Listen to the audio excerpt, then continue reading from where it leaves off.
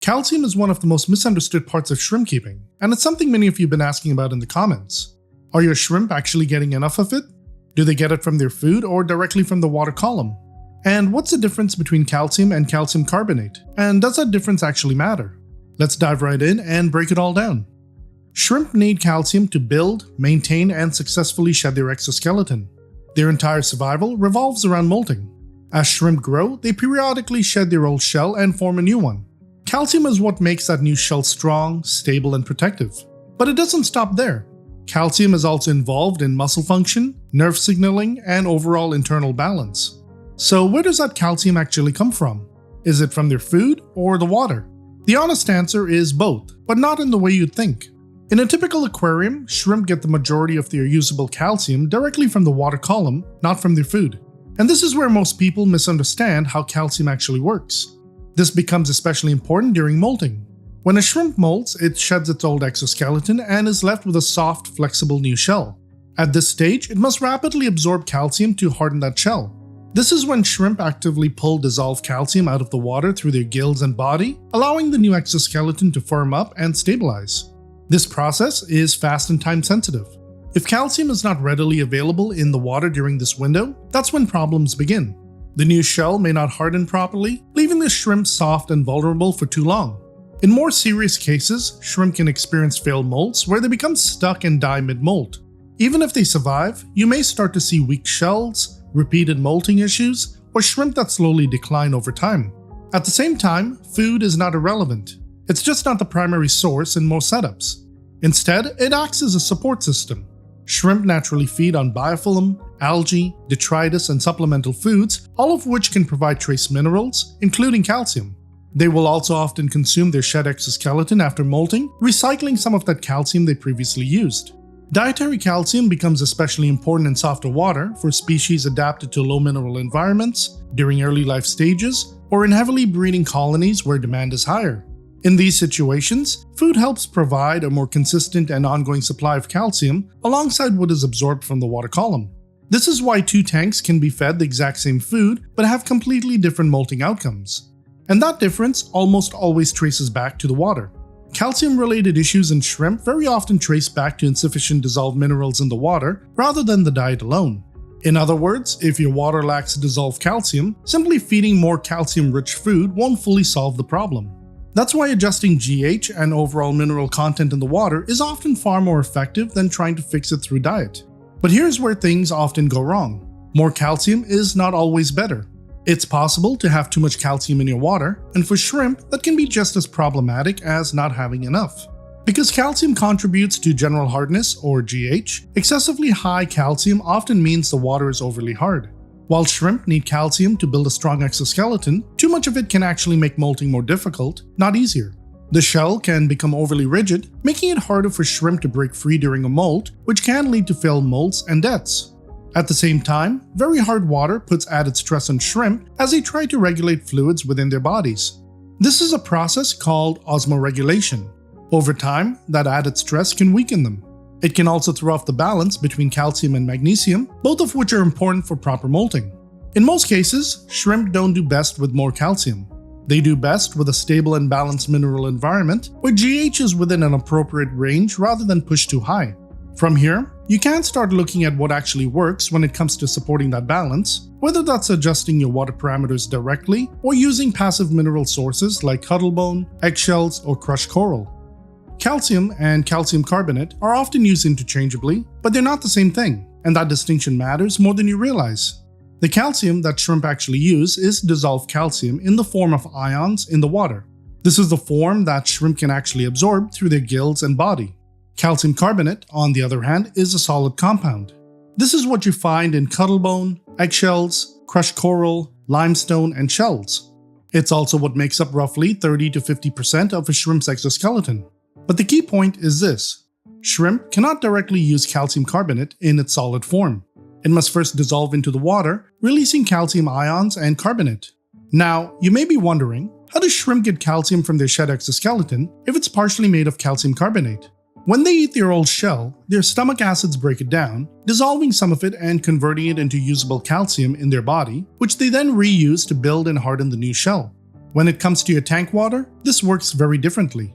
Whether or not calcium carbonate dissolves into the water depends heavily on your tank's chemistry, especially pH, CO2 levels, and overall mineral balance.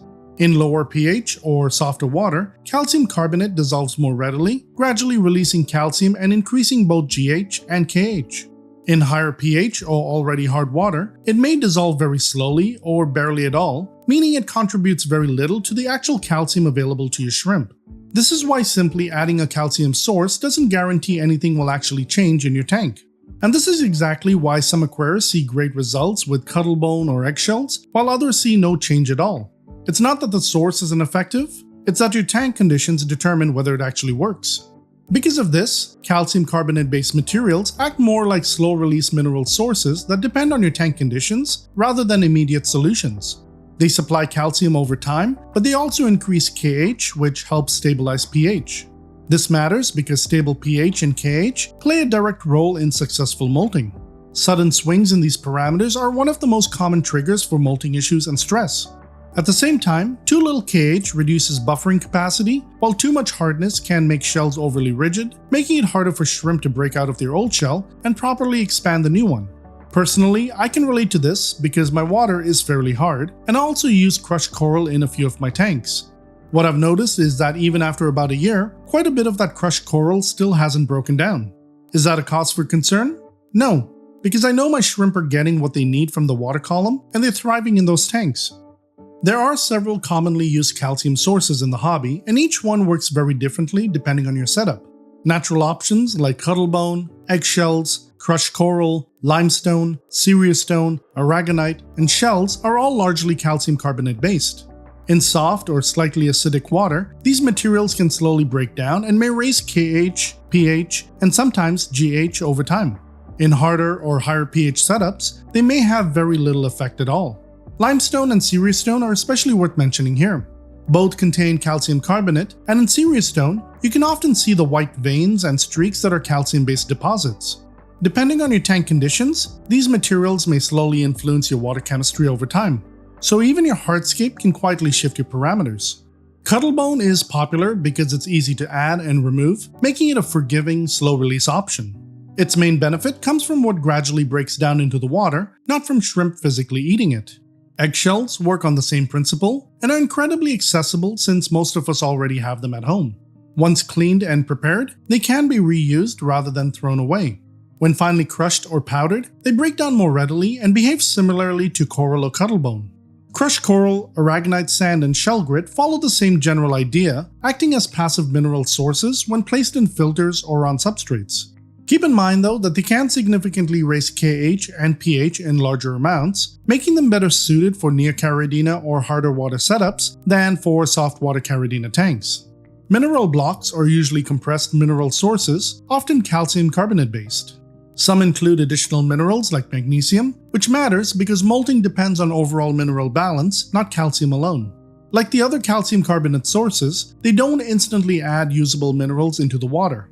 In softer or slightly acidic setups, they may gradually release minerals over time, while in harder or higher pH tanks, they may sit there with very little effect.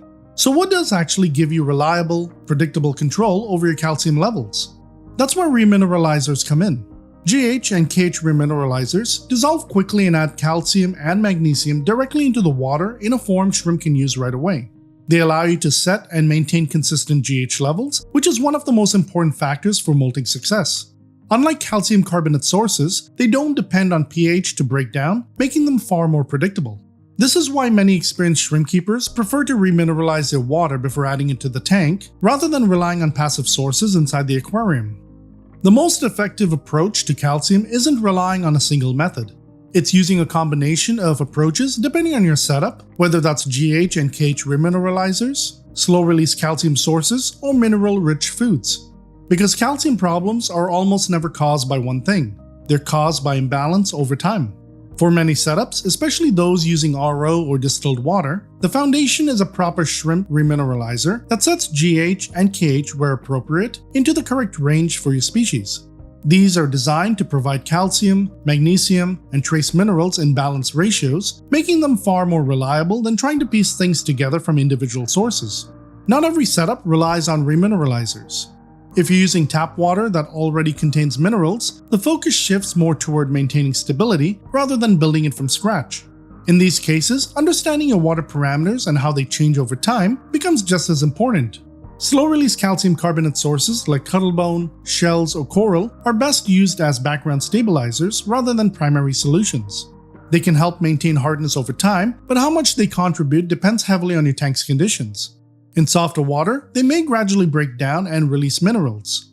In harder or higher pH setups, they may have little to no noticeable effect. Diet plays a supporting role too. Mineral-rich foods provide supplemental calcium and trace elements that shrimp can ingest directly, supporting overall health alongside stable water parameters without affecting GH levels. And this is where your food choices start to matter. When I was developing my own shrimp foods, I wanted to make sure each one naturally supported calcium and trace mineral intake so your shrimp would get something useful from every feeding, alongside what they're already absorbing from the water. Let's start with the staples, foods you can feed once or even multiple times each week. Fuse is a carefully balanced fusion of land and sea ingredients. It brings together proteins like salmon, krill, and shrimp with algae, yeast, and essential vitamins.